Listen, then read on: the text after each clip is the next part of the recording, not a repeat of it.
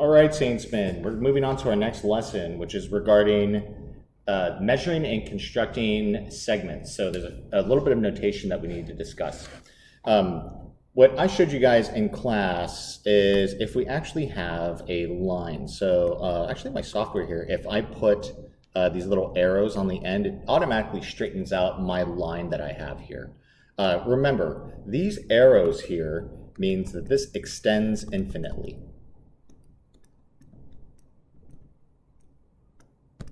Okay, so this is going to extend infinitely. If I have a point, I'm going to put 2 points. Oops, I'm going to go ahead and just use that, do that in blue.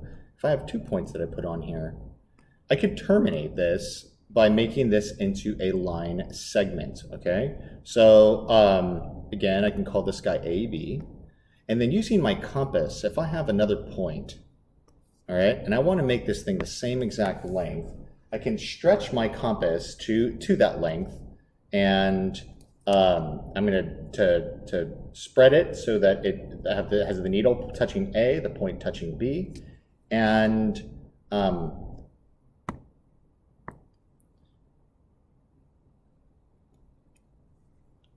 can create my little arc mark here, okay? Once I do that, anywhere that I wind up writing this, taking my points, I can put it through any place on that arc mark, and it is now the exact same length. So this right here, because I have 2 points on it, this is what's considered to be a line segment, okay? So a segment has 2 endpoints. So in other words, this thing terminates here and here, okay? Terminates means that it ends. Now, what I have here is I have 2 different lengths. I have AB and CD, but if, they're actually not different lengths, they have the same length. So we're going to learn a new term, and the term is that it is congruent, okay? And it means that you have a segment of the same length, or measure. Now, students will see this. They'll see that AB and CD are equal. So you guys will see this mathematically. AB equals CD. This means equals, right? There's another piece of notation we're going to use in geometry. When something is of equal length, then it means that AB is congruent to CD. And what we do is we have the equal sign, and there's like a little squiggle on the top of it. Okay, this means congruent.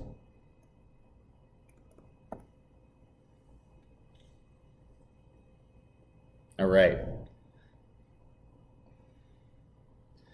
Don't overcomplicate it. In some textbooks, there is, and it's a minor issue for me, when we start doing proofs, there is a step where congruence and equality, which are different concepts, but it takes a painstaking extra step to make sure that we shift between notation, and we don't need to do that, okay? So, I want to go ahead and plot some points. So let's go ahead and review what it means to use a coordinate plane. Now, gentlemen, I do not require that you use graph paper, but you very well may want to.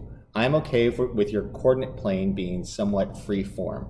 Remember that when you guys create a coordinate plane, there are effectively 2 axes. There's an x-axis, which is horizontal, and a y-axis, which is vertical. I'm going to plot 4 points, and I'm just going to see if these things are congruent, okay? We are going to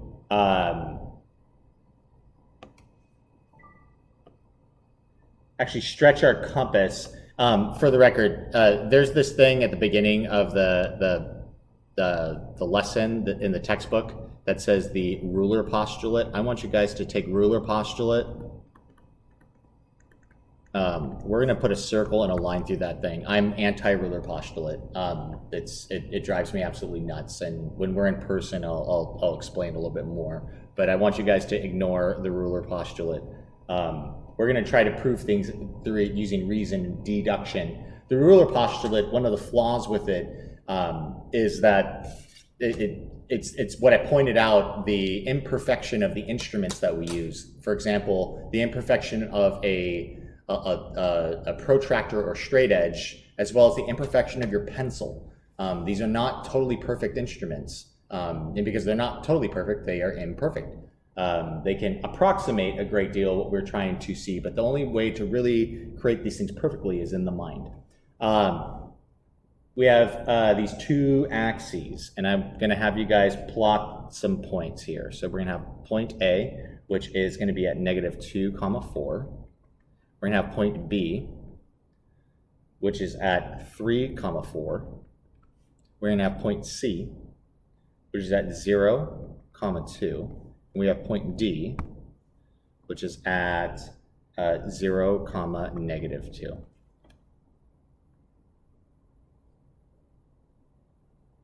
All right, so the way that these guys are going to work is that we're going to go through here and plot each of these points. So remember what we do. It's always going to be in a coordinate plane, x, y. Remember, this is alphabetical. If you always can't remember, oh, which one goes first, it's x, y, because it's alphabetical. And someday, you guys are going to use a 3-dimensional coordinate plane. There is a z-axis, and when they list a 3D coordinate, it is x, y, z. So again, it always is going to be consistent and alphabetical.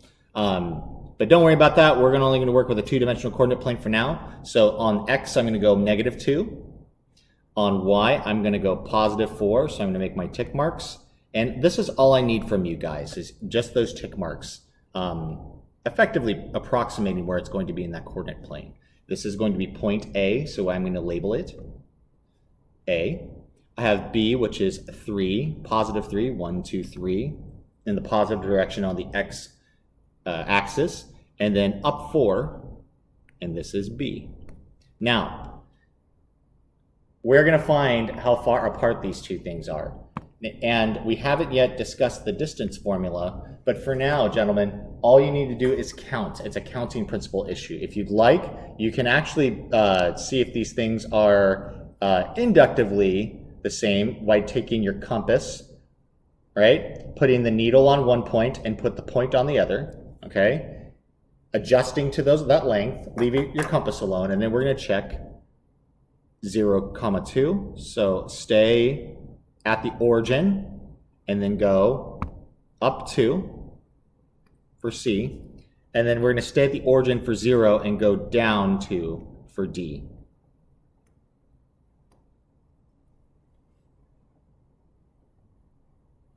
And then we need this length. Now, what you should see when you try to put your compass on CD, it does not, right? From what the length that you created with AB is way bigger, and by way bigger, it's just a little bit bigger than what it is for CD. So are AB and CD congruent? The answer is no. AB, which we can do notation, right? Put the little AB line over the top of it, is not congruent to CD, or in other words, AB not congruent, the slash through it, to CD, okay? The way we just negate it and say not is we slash through. Now, how wide are these things? Gentlemen, count. AB, how many spaces? Well, this guy's 5 spaces. And CD, it's a vertical line, so this guy is going to be 4 spaces. 5 is not equal to 4, therefore they do not have the same measurement of length. Gentlemen, you're getting baby's first postulate here in this course. It's great. It's your first one. It's exciting. We'll talk more about what postulates are as we get back to campus in person, and we discuss more at length deduction versus induction. But in Euclid's Elements, which was a book that we discussed in our first lesson, he gives us what a postulate is, okay?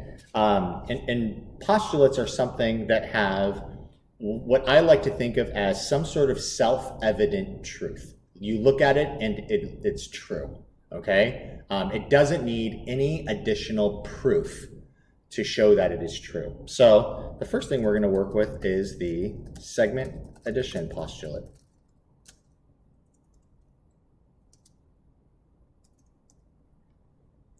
A little bit bigger for you guys to see. And the segment addition postulate states that if B is between points A and C, then AB plus BC is equal to AC.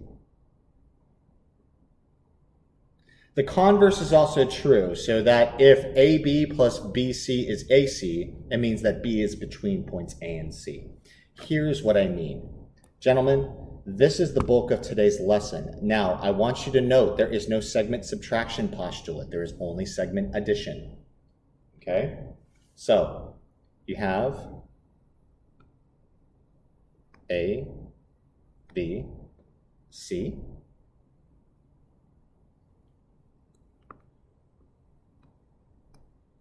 And what that means is AB plus BC is AC. And gentlemen, this is what I refer to as commonly in my instruction as a segment addition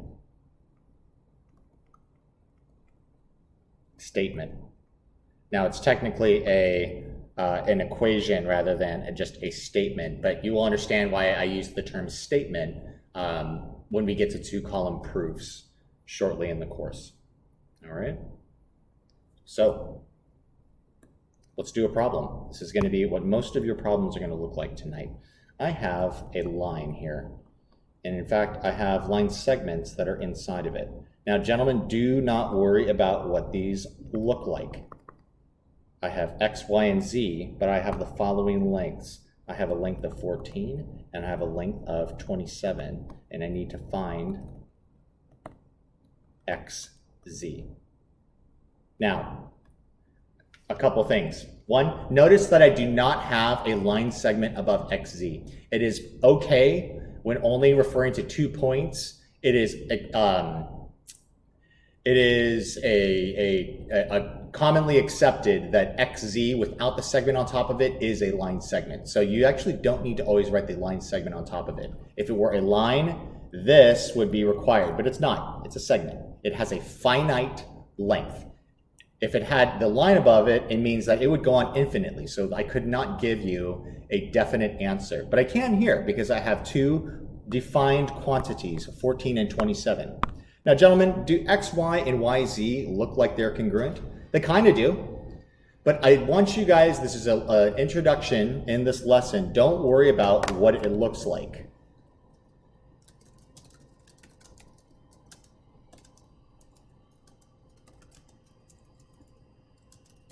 Worry about what it says. Okay? Don't worry about what it looks like. Worry about what it says. This is a completion of this problem in its entirety. What I will need to see from you, if you were just to give me the answer of 41, I'm going to mark your answers wrong and I will not accept your homework. I don't care that you're really fancy at addition, all right? I'm really good at it too. What I care about is that you are able to construct segment addition appropriately. So the first thing I need is the segment addition statement, which says that XY plus YZ is equal to XZ. And now we're going to substitute. XY is 14, YZ is 27, and that is equal to XZ. And then, of course, I can combine my terms here, 14 and 27, to get me 41, and that is the length of XZ. Okay? Circle your answer, please. So when these three lines you see right here is exactly what I need to see from you for each of your completed problems on this assignment. If it feels like that's arduous, like I'm adding 2 extra steps, realize that those steps take a matter of seconds. So I don't feel that sorry for you. And I am asking you to do a lot of these, not to keep you busy, but to really ingrain the importance of detailing the segment addition statements as you are completing these problems. We're going to do another problem here, which is this. We're going to take another line segment, and we're going to call this B, C, D, are the points on this line to give us a few different line segments. I'm going to define BC as 19, but check this out. I'm going to define this length of BD as 25, and we need to find CD.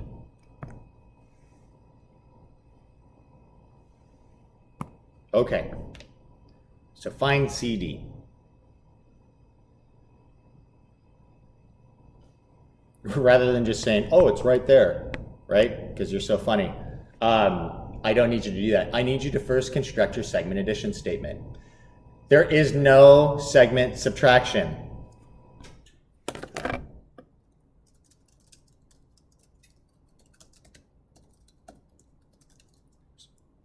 Postulate. So don't construct this and tell me how that you would get your answer. I want you to give me your segment addition statement to begin with. So how would you construct BD? BD is constructed as a sum of BC and CD. And then I can go back into this and substitute appropriately. But that's my segment addition statement. That's how every single one of these problems will need to be solved and set up to start. Okay, it's going to be a little repetitive, but it should come to you guys, and if it seems silly and easy, that's wonderful. Let it be easy. We're at the beginning of the school year, right? Let things be easy. BC is 19. CD is not defined, so we're going to add it still, but BC is defined, and we will substitute, and that is 25. Of course, now we're doing a little bit of algebra. So we need to get 19 by itself. Excuse me, we need to get CD by itself, so we need to subtract 19 from both sides. 19 will cancel on the left, leaving CD alone by itself. 25 minus 19 is 6. And of course, if that didn't come to you intuitively, you can of course use your calculator to answer that problem.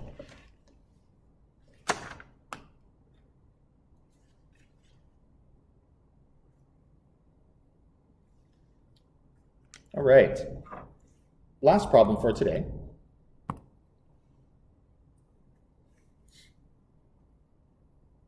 If I had line segment, right? I've got P, Q, and R. PQ is equal to 8y plus 5, and PR is 13y plus 25.